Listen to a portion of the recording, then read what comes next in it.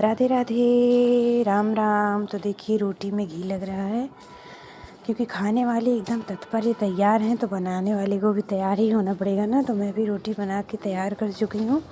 अब मैं रोटी में घी लगा रही हूँ।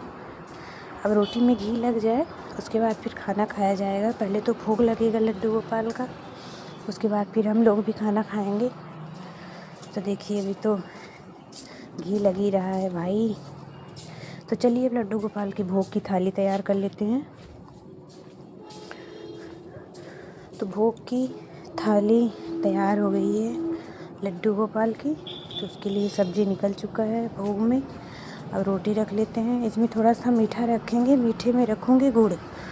तो चलिए भोग लगा के आते हैं क्योंकि मुझे भी भूख लग गई है, समय ज़्यादा हो रहा है। तो चलिए हम भी अपना खाना ले लिए हैं, खाते हैं। राधे राधे, जय श्री श्याम, राम राम।